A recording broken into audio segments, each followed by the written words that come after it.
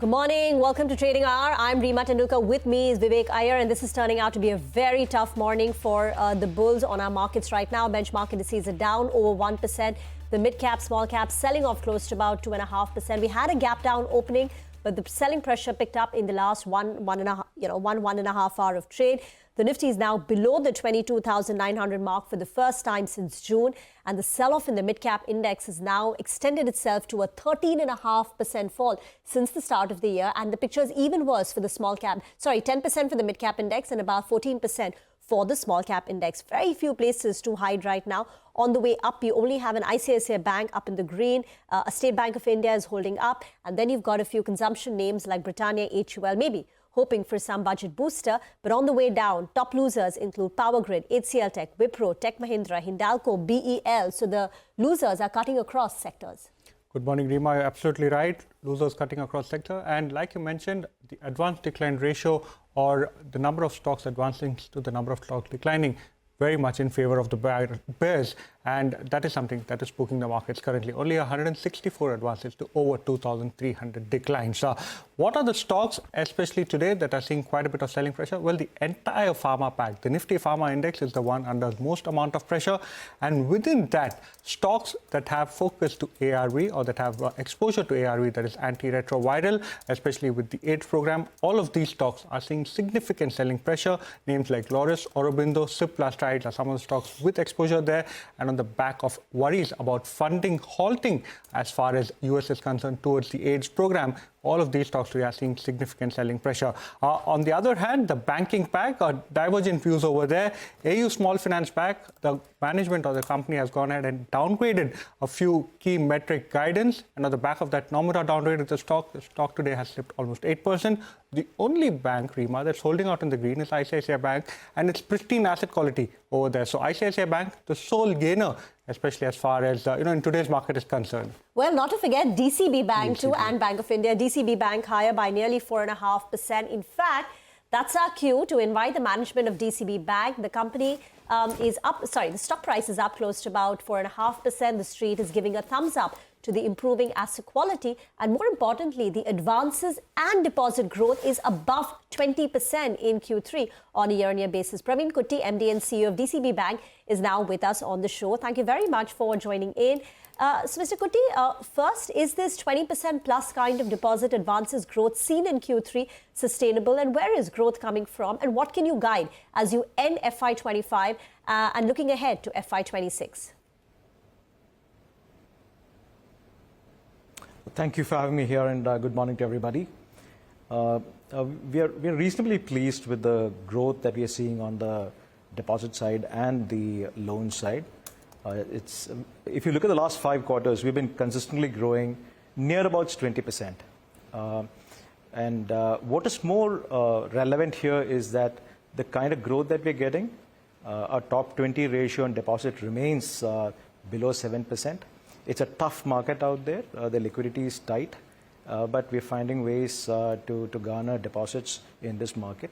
Likewise, on the asset side also, there are headwinds, specifically in the unsecured space, but we've managed to keep the growth going in the areas that we are focusing upon. I presume that we will see a similar trend in the future as well. Understood that. So loan growth was quite robust. Slippages have declined sequentially, and you're one of the few banks who've actually seen a sequential increase as far as CASA deposits are concerned. So what led to the rise in CASA deposits? Q4 FY26, can you continue to outperform the industry? It's still a tough fight on the CASA front. While the overall deposits have grown by 20% plus, CASA growth Y-on-Y has been 17%. We're far more focused on savings account. Most of our growth, can I, I'd like to please go ahead, yes. Point very clear. The SA growth has been 17%, not CASA growth. Yeah, the 17%. So it's been a SA-led strategy. The CA has been remaining flat. So we continue to focus on small individual customers, and that's where the area of our CASA growth would come from. Got that. Your net interest margins have expanded to 3.3%. And I believe you are saying that the steady state NIM is expected to be 3.65 to 3.75%. So when do you get to higher margins, and what will drive the NIMs? So after many quarters, we've seen the uptick in NIM, and that has been led by the yield and advances going up, a steady credit cost, NPA ratio coming through. While there has been an increase in cost of fund, which has been unanticipated because we thought it will remain flat, the increase in yield and advances has been higher than the increase in cost of funds. So we've now seen, hopefully, the last of the NIM dropping. Now you'll see it increasing. So 3 bips increase in this quarter, and possibly we'll see the trend continuing for the next few quarters as well. And this 3.65 to 3.75% of a NIM guidance that you had indicated? I think once you see the cost of funds stabilizing, it still hasn't, but once you see it stabilizing, 2 things will come into play. Today, when we grow 20% on top line, you're seeing a 15% growth in NII. If you were to see the past, we were growing NII by about 4 to 5%, single-digit NII growth, despite a 19% growth in the top line. For the first time this quarter, we saw 20% plus growth on the top line and a 15% increase in NII. This ratio, we are working very hard to ensure that the NII growth matches with the top line growth, and that would result in it will primarily come from improvement on NIM. But having said that, the components, the fundamental strategy of the bank remains the same. We're not going to venture into the unsecured space even at this point in time. We continue to focus on the products that like mortgages, secured assets, small ticket, retail, granular deposits and loans. So that will continue, but you will soon see the increase in top line and the increase in NII matching. Understood that. Mr. Kuti, we want to understand a couple of points. First one, in terms of ROAs, you've highlighted a few steps that you're, undertaking to go ahead and increase the ROAs. Number 2, could you confirm whether you've marginally toned down NIM guidance by 10 to 15 basis points? And also, has credit cost guidance inched up a few basis points as far as FY25 is concerned? So the way we see the DuPont, so to speak, is that 3.3% of net interest margin on earning assets would on total assets, a fee of around 1.1%. Currently, we are at 1.04. Cost to average assets get it to a 255 kind of level. Currently, we are at 259. And from a credit cost perspective, it'll range somewhere between 0.45 to 0.55. We are at 0.38. So that'll inch up at some point in time. So what we see is there are 2-3 of these metrics are well within arm's reach, specifically the fee line and the cost to average. So if we continue to perform the way you're performing, the one area that we will necessarily have to move by a large movement would be the NIM part. The others are well within within seeing distance as we speak.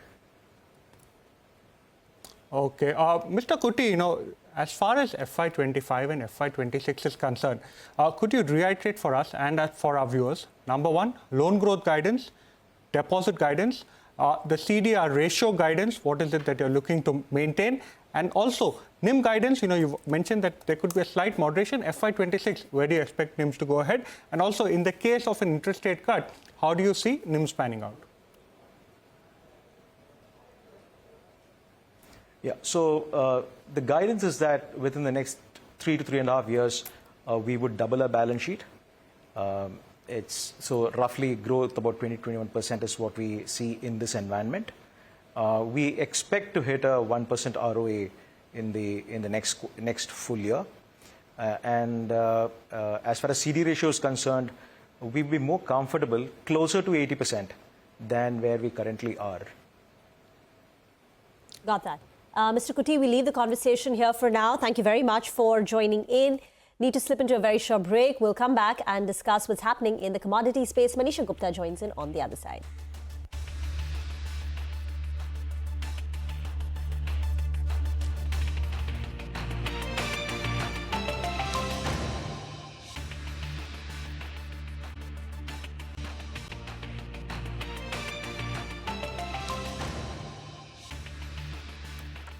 Welcome back to Trading Hour. Well, one particular stock today that's in the eye of a storm is Laurus Labs. The stock has seen significant selling pressure, but we have the management of Laurus Labs exclusively to CNBC-TV18. Mr. Satyanarayana Chava, founder and CEO of Laurus Labs, joins us now. First of all, good morning, Mr. Chava. Thank you so much for joining us. While we will get to the results, and it's a very good set of numbers from Laurus this time around, the results have been overshadowed by the fact that there has been a development over the weekend regarding the Trump administration's decision to go ahead and halt funding as far as ARV tenders are concerned for the AIDS program. Could you give us a sense of how it impacts you? What percentage of your top line comes in from this particular business, and how is your business impacted? Good morning. If you look at the amount of money spent on purchase of drugs to treat HIV patients is $1.5 billion. This is about 10% of the total money spent on the entire HIV program. If there is a fund constraint, we don't believe they will stop buying drugs because they have achieved so much progress in controlling this disease. We believe the funding, whatever available to them, will be utilized mostly for purchase of the drugs. That's one point. And second, the amount of money contributed by US on the HIV program is significant, but is not the 100%. So a lot of other countries also contribute significantly. And third, countries like South Africa, India, China, Thailand, and Brazil, where HIV burden is very high, apart from other African countries, they are funding these programs by the respective governments itself. The patients living in these moderate income countries is about 10 million patients out of 27 million patients on treatment. So 1/3 of the patients who are living in these countries are funded by their own governments. And the other additional point is, for Laurus Labs, we sell API to most of the formulators. That contributes about $200 million sales, and we sell about $100 million formulations. Currently, it contributes about 40% of our sales, and we believe it will have no or very insignificant impact on our business prospects. And lastly, even there is a news that US is reconsidering joining WHO, and that is under consideration. So considering all these, we don't believe this will have any impact on our business, HIV business. Okay. But just to get the numbers right, you're saying that the ARV-related portfolio is 40% of your revenues, and what percentage of your EBITDA? And if I could just go one step further in, what about the PEPFAR-related ARV business? Some estimates suggest that it could be 500 crore. That's about 9% of your overall sales. Would that be a correct estimate of the current position? See, we sell 1,500 crores for APIs to all other formulators, and we sell about 800-900 crore formulation ourselves. So the money, the revenue what we're generating directly from orders or tenders from PEPFAR is not that significant in our overall revenues. So what would that number be? I understand it's not significant and they may not be a big, overall impact. But as of now, what is the revenue that you generate from PEPFAR-related tenders?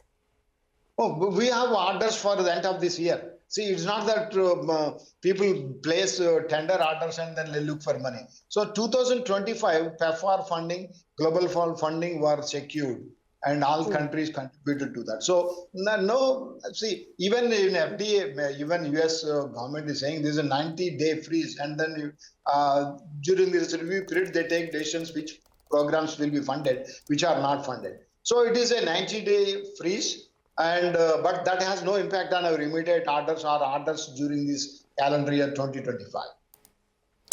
Understood that. Mr. Chava, also one more thing which I want to understand is, could you explain to us the life cycle of the tendering business? What is the inventory in the system? When is the next set of tenders about to come about? And, is there already been channel filling that has been done as far as this particular set or the 2025 set of tenders are concerned. So will 2025 business be impacted? There's been quite a bit of to and fro, like you mentioned, they're also considering going back into the WHO. But could you give us a sense of that? See, each country follows its different tenders. Some country do multiple tenders in a year. For example, you take South Africa, they do a 3-year cycle. That cycle starts very soon. And South Africa is not funded by PEPFAR or Global. They do most their own. And India, NACO, is funded by the government. And that Indian government do 2 cycles generally. And China has their own program, Brazil and Thailand and all, they have their own program. So whereas other countries are funded by Global Fund, PEPFAR, USAID, and their in-country programs. So there are multiple things. One program don't contribute more than 1/3 of HIV treatment across the globe. Understood that. Mr. Chava, if you have any more thoughts on this particular development, please do share with us. But we'd also like to understand a little bit about business itself. Q3, after a while, you did see very strong turnaround come about, especially as far as the CDMO business is concerned. You've given a guidance to the street of 20% EBITDA margin, which shows that the implied ask rate for Q4 is quite steep. Do you continue to hold on to that guidance? And would you be able to give us the top line guidance for, where will you end FY25 at? And also FY26, how is the CDMO business outlook looking? As we informed in our investor call last Friday, we are very much committed to bring our EBITDA margins for the entire year closer to 20%. We are committed to that. We have orders on place, we have production done or going on, and we are delivering strong numbers in our CDMO, this better than the Q3. And also our FY26 for overall business is looking good, non-ARV is looking good, CDMO is looking good. I think things are in a good shape. So just getting back to, again, the concern that the street has on your ARV business, the PEPFAR-related funding. Do you think estimating of 5%, so let me rephrase it, sorry. The street worries that the worst case impact on your EBITDA margins in FY26 would be 5% at the EBITDA level, a 5% impact at the EBITDA level. Do you think that's realistic, or it may not be as much? And the impact could be the tune of 1%, 2%, or what to your mind could be the impact at the EBITDA level? See, if US stop funding entire HIV program, say 30% of the people who are getting treatment are not getting treatment, then assuming everybody gets 30% beating, so and Laras will also get 30% beating. So it will have some impact on our program. But see, these formulations is fungible ARV APIs. We will take some time to recoup that into other APIs. So for 2025 calendar year, everything is visible, and we have no impact on our ARV business and also other businesses. And it is too early to comment what kind of knee-jerk reactions people are taking. Whether how much truth is there, how much pain is there in that, we have to wait. When it comes to 2005 calendar year, that means Q4 and the next 3 quarters, the next financial year, we don't see any impact. So one last question from our end. 2024, the US Biosecure Act didn't play out as expected. 2025, are you hopeful it goes through?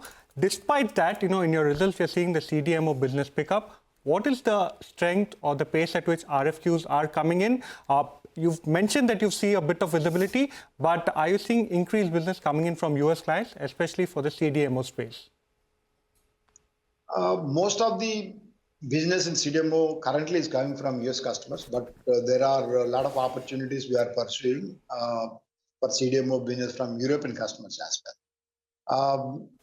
See, the CDMO business, small molecule business itself is growing for big pharma. So there is a need for capacity in CDMO space. And since we have invested around $400 million in the last 4 years in CapEx, that CapEx is coming to very fruitful use right now. And we have several programs, APIs and very advanced intermediates are produced. And our CDMO future looks very bright. Okay, thank you very much, sir, for joining in. So you're committed to hitting the 20% margin, even though the ask rate in Q4 is quite high, but 20% margins and the impact, on this U.S. withdrawing from the PEPFAR funding, the WHO funding for malaria. You don't believe the impact is going to be too much. For 2025, you have visibility. Orders are secured for 2025. That's Loris Labs for you. Stock still down close to about 10-11%. Manisha is now with us. She's been patiently waiting by. Manisha, what's the latest on metals? Well, we have seen a bit of a decline continuing into this space. Remember, the last week also was quite jittery, and this week again you have European Central Bank, Canada and US coming out of their monetary policy. So you will be looking at a choppy markets. But at this point in time, we already are reacting to the whole of weak Chinese data that came in today, whether it was about the PMI numbers, the factory activity, even the services sector saw a bit of a decline, much lower than what the street was anticipating and lower than previous month as well. That is weighing onto the markets. So when you look at the copper prices, we've seen almost a percentage point of decline here. Zinc has continued to decline. It continues to be an underperformer within the state, and we are looking at around multi-week lows onto this one as well. Zinc actually has declined by 7% in last 1 month and is trading at a 19-week lows. And it's not just contained up to the base metal prices. The precious metal prices also have seen a bit of a decline. Last week on Friday, gold was just away $10 from an all-time highs, but we have moved away from those levels right now and a bit of a decline coming in. In the past 1 month, though, the gold prices still have gained up by 5.5%. Same goes for silver. With the decline in base metal prices, that seems to be rubbing off on silver, which is a part metal, part precious metal. And we are looking at prices here as well coming off their multi-week highs, $30 per ounce, just about holding on the international markets right now. Thank you so much, Manisha ma'am, for joining us and giving us a sense of how precious metals outlook is panning out. Let's now slip into a short break. More on the markets on the other side.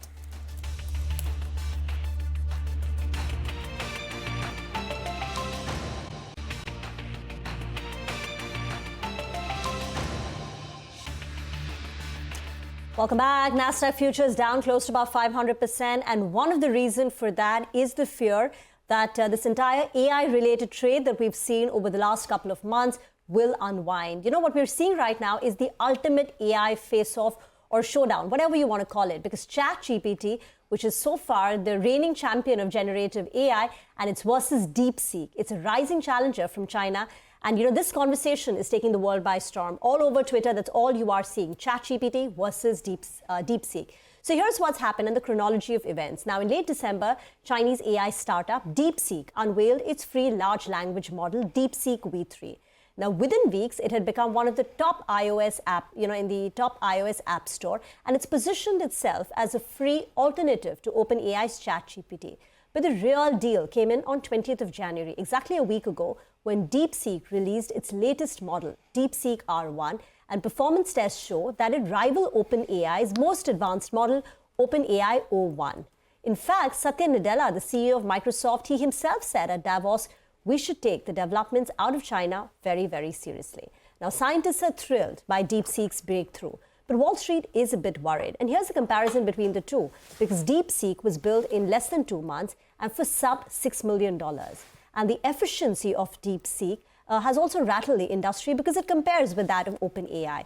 Also, reports suggest that DeepSeek's engineers have achieved their results using very few GPUs, and their GPUs of a far inferior quality compared to what NVIDIA's GPU, the kind of GPUs which were reportedly required to train ChatGPT. And that's the reason why Nasdaq futures have been tumbling since Sunday night, because investors fear stocks like NVIDIA, which were the poster childs of the AI rally. NVIDIA, for instance, was up 135% since 2024, or even the Magnificent Seven, the entire AI, Broadcom-related stocks, they will all come under pressure. So that's been an overhang and the big story that's playing out in the tech world right now. Well, thank you so much, Reema, for taking us through, what is essentially a very interesting development as far as DeepSeek is concerned.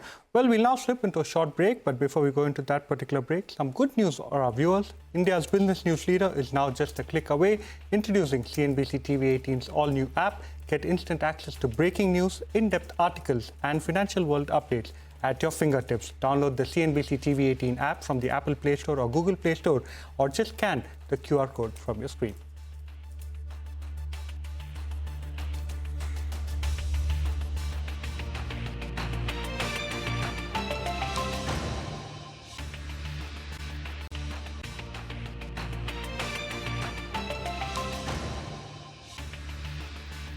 Welcome back to Trading Hour. Well, Pramod Damte from InCred Capital joins us now to discuss market fundamentals and his top sectoral picks. Good morning, Pramod. Thank you so much for joining us. First up, what are you making of markets at the current levels? And especially, do you have any specific view on the pharma pack today? The entire pack seems to have taken a big knock. As we released a recent report clearly stating that we cut our Nifty targets, considering the fact that the challenges in the economic growth momentum are very much visible, and hence we feel that we will be either sideways to downward direction is where our discomfort is. The trade to look at is definitely the rupee depreciation, where our preference is both in terms of IT and pharma. Even though there might be short-term challenges in terms of US policy action threat, or in terms of technology challenges, which may be a short-term overhang for stock performance in these two sectors. But I think broadly, the outperformance for these two sectors, which was seen in the second half of CY24, we expect them to continue to deliver for CY25 in a market which is going to be a flattish to marginally downwards. Pramod, hi. Morning, Rima here. You have a bear case Nifty target of 21,016. So if we have to get to this bear, what goes into your bear case target? What has to happen? What has to unfold? And what is the probability of it? Because so far, it's not that the earnings have gotten off to a great start or the price reaction to it.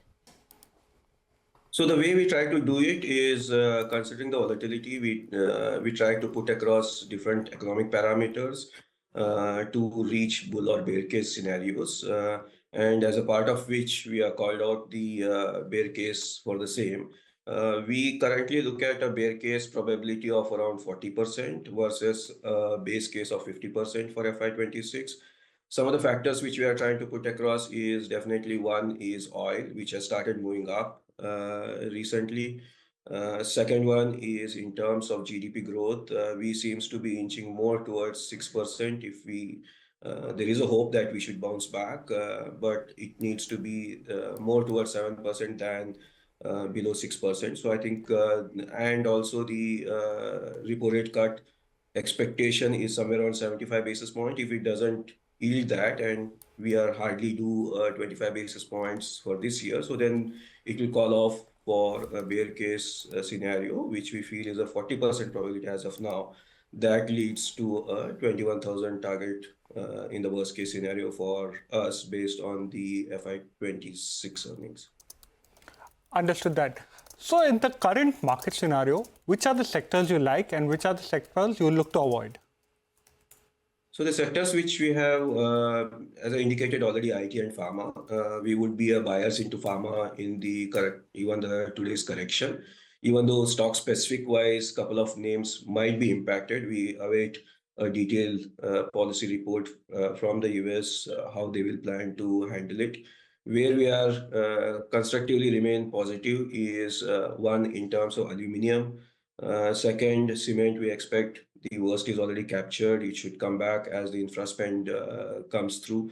We are positive on the broader EMS space, where there is still a very strong, nearly a 80 to 100% type of EBITDA growth momentum, which is continuing.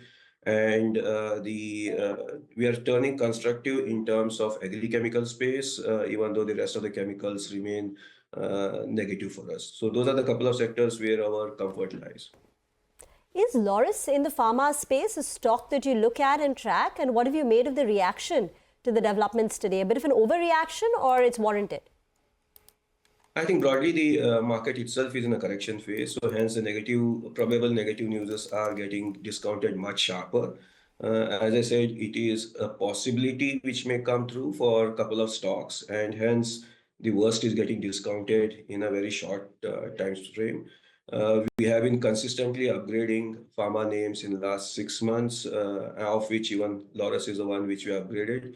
We will wait out for the policy action report to come through, but I think the results were pretty decent, especially for companies. Our preference is still a large caps in pharma, where we would prefer companies like Lupin, Ipca as compared to even. So the broader story which we are trying to play in pharma is near double-digit growth in domestic, select drivers for global export molecules than a broad-based US driver. Okay, let's get to some of your high conviction stocks. And to that, you've added Deepak Fertilizer and you've deleted Exide Industries. Take us through that call. So specifically to Deepak, the drivers which we are looking at is one, the cost reduction happening through its own internal ammonia capacity expansion and the gas contract which they have. So that will be an initial EBITDA driver for them, followed by the end product capacity expansion, which should play out in the next 2 years phase. So those are the three drivers which we are looking at specifically to Deepak Fertilizers. We initiated on Deepak last month and added to the high conviction list on a bottoms up strong earnings growth visibility. Exide is been underperforming the broader market in last couple of months. It's almost near our target price.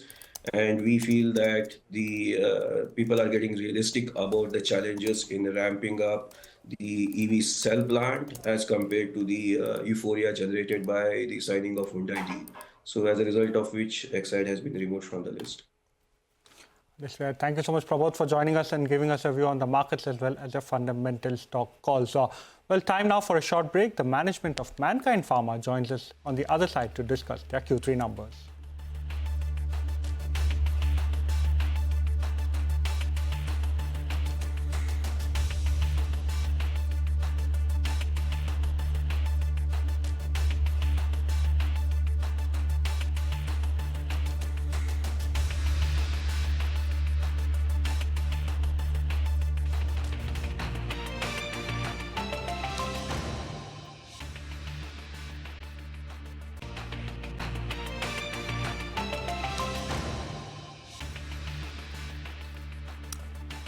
Welcome back. Mankind Pharma is the next corporate on our radar. They reported numbers last week, a muted set of Q3 numbers, revenues and margins in line with estimates, with profits after tax decline in the quarter. We have with us Rajiv Juneja, Vice Chairman and Managing Director at the company, now joining in. Thank you very much for joining in. We have the Q3 numbers, but if you could look ahead, how is Q4 likely to shape up and what would your guidance be for FY26? Q3 numbers were on the lines of our expectations because the last couple of quarters we have taken certain corrective actions. Because there are two kinds of companies you'll find. One company which basically are worried about their outlook, how they are appearing. The second is how they are from inside. So we are from the second side of the company. We are always worried how strong we are from inside. So once you take certain corrective actions, we have taken it, keeping future in mind. So naturally, these numbers have come, but whatever corrective actions have been taken, they are nearing to end. 80-90% has been done. Whatever will happen in this quarter will be finished off. We're quite optimistic about next year. Again, our commentary is simple: 1.3 to 1.4 times to in pharma industry, and EBITDA would be better. How much better would the EBITDA be? Would be better. I mean, for example, this year, once you take certain corrective actions, so your growth is muted, but your margins become better. We expect the same. By the end of this year, we expect our margins to be better. Growth would be a bit less than what we basically projected. Next year, we feel that our growth would be better, our margins would be better. These are the expectations. Mr. Juneja, you did mention that this time around there were a couple of one-offs, that impacted your top line. This is regarding the IPM. But analysts are highlighting that the core IPM miss has been quite significant, taking aside the BSV contribution. So what are those one-offs? You did mention you've taken a few corrective actions. What kind of corrective actions have you taken? And can we see the results of those corrective actions as early as Q4? So please understand how many people work in the field of Mankind. Approximately more than 15,000 people work. And once you start taking corrective actions, it takes time. and corrective action in the form of IT, in finance, in leadership, in marketing, in the field. Every place we have taken corrective actions. The same kind of corrective actions we took 5 years back when we saw muted growth. From where this idea came? The idea came from our OTC division. Last year, we took a lot of corrective actions in our OTC side, and we saw wonderful response to that. Once in a while, it is important for all the organizations to go for a deeper diving. We always see ourselves as a management, we are doing good. But once you go for a deeper dive, you go deep dive in a company, you find a lot of lacunas are there, inefficiencies are there. And as we have time and again said that we want to move towards super specialty. So the leadership, the total ecosystem, the training, everything should be aligned to that. So these things have been done, and we started this journey approximately in the month of, say, Jan-Feb last year. So 90% things are being done, 80-90% things have been done. The rest would be done this quarter. So we expect a lot of good things next year. So, as far as the analyst call was concerned, when it comes to the BSV business, you said that for FY25, top-line growth over there would be flat. You're expecting growth in export market, but maybe a slight decline as far as the domestic market is concerned. So, FY26, can we expect growth over there? And can we expect better margins also to come as far as the acquired BSV business is concerned?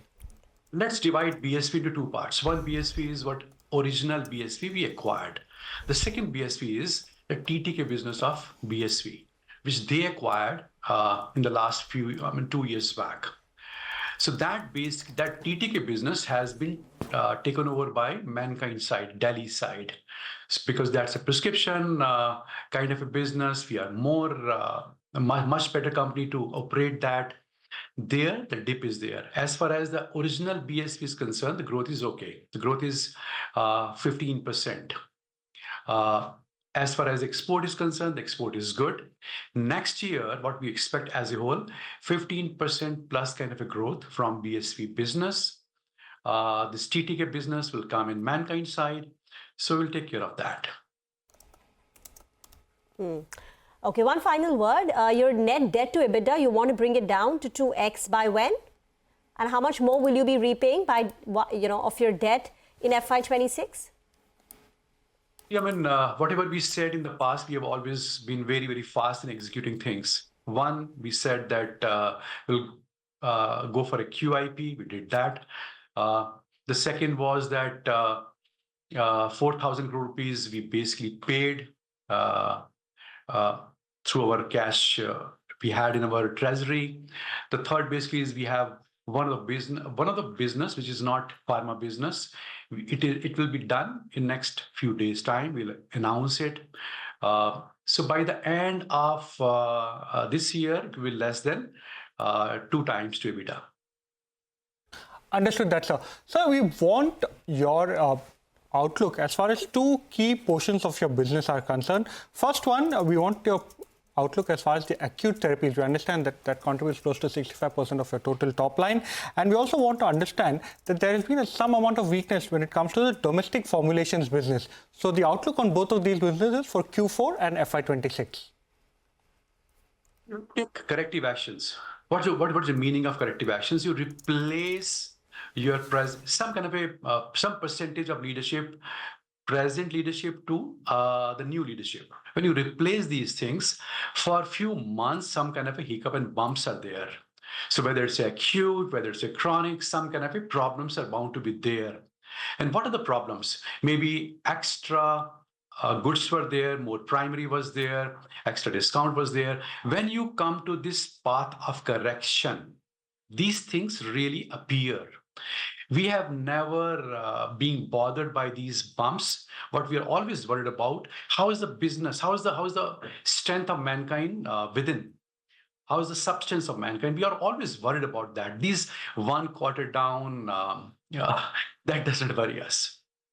What worries us, the longevity of Mankind's growth, that is always in our mind.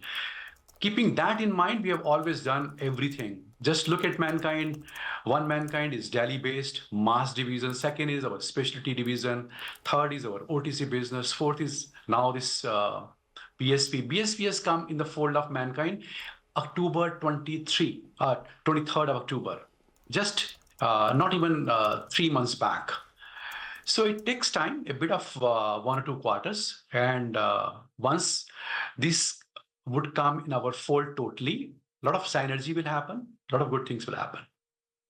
Thank you very much for joining in. Need to slip into a very short break. We'll come back with more. Stay tuned.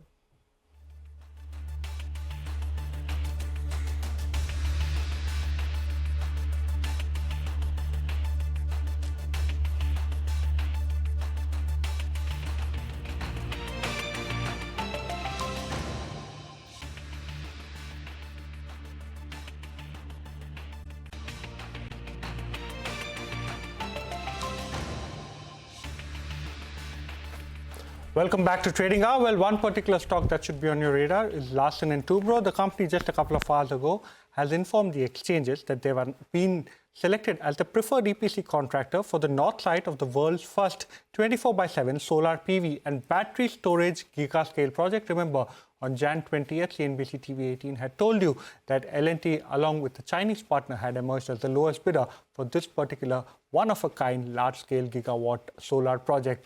That particular news has fructified the stock mild recovery from the day's lowest point. But with that, it's a wrap on this edition of Trading Hour. Stay tuned. Halftime Report is up next.